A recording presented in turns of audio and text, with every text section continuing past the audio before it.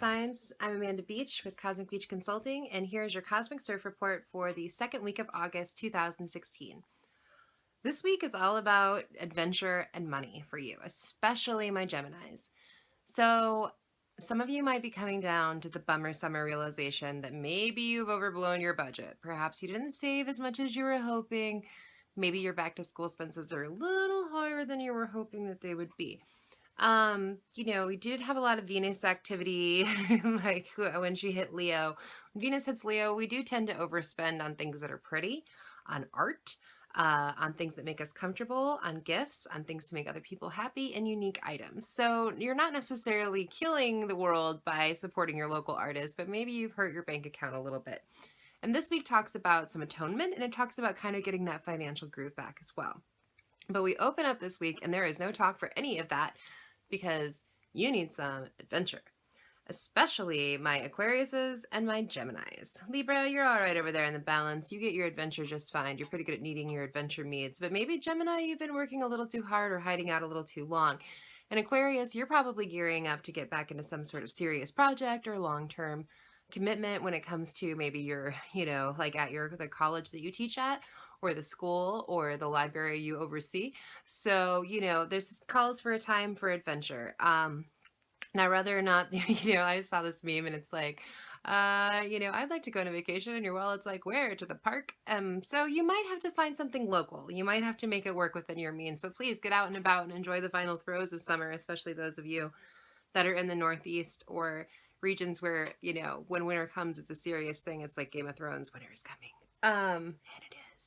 So on the 10th, we have Mercury entering the shadow. Sorry, guys, especially my Geminis. I know we're all ruled by him. He's a great planet, and he goes backwards, and sometimes that makes things so much harder for my Geminis, especially. Unless you're a retrograde native, which is always an interesting thing to have in somebody's birth chart. But for those of us who are natal Mercury directs, this retrograde might be a little tougher on you because it's in Virgo. And Virgo is committed to finite process. And so for you, who sometimes might be a big thinker, might like to organize things, might like multiple projects, that kind of like slave driving energy, or, over somebody trying to control your process, or your process being disrupted by the demands of another process, that's some tough energy to handle. So to get a jump on this, I would suggest going through fiscal paperwork, loans, other people's money, anything that has to do with money you pay, money you owe, and amounts, and make sure that everything is like sorted out up to par. Like if you're somebody who has student loans, make sure that if you have like a modified payment, make sure that there's an agreement to that. I don't know, sometimes they expire, so make sure all that's going through. If you're somebody who just signed up for a new cell phone service, make sure that you're being billed correctly for the data package that you have.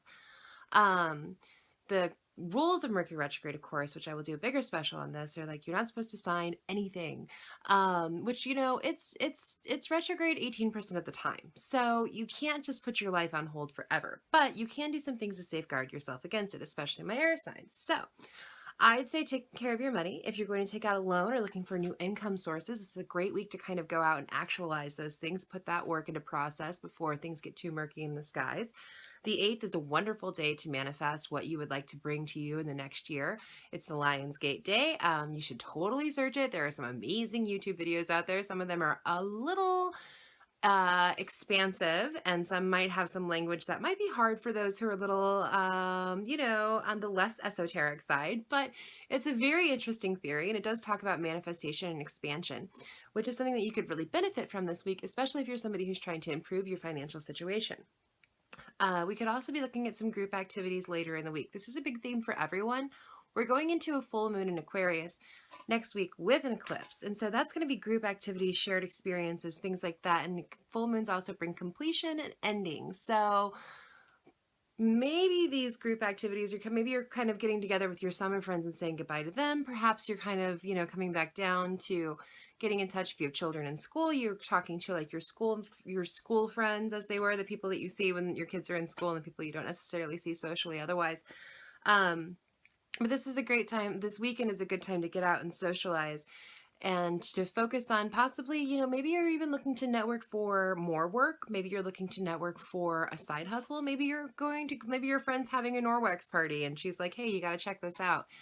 I know a girl who's an incredible Norwex sales lady. So her name is Megan Hopper, and she is ridiculous. She's so successful and she's so positive. So, success and positivity could get you really far this weekend.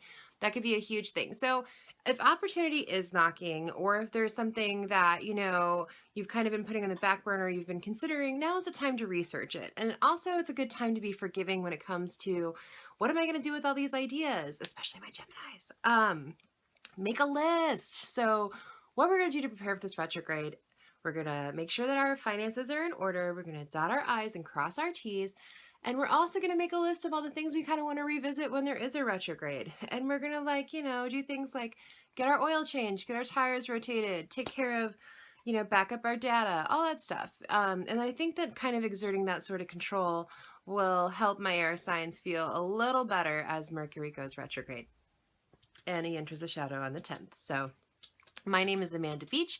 You can follow me on Facebook at facebook.com/Cosmic Beach Consulting. You can visit my website, www.cosmicbeachconsulting.com, to book a session with me. I thank you guys so much for liking and subscribing. Please check out my subscriptions list. There are plenty of amazing shakers and doers on that list as well.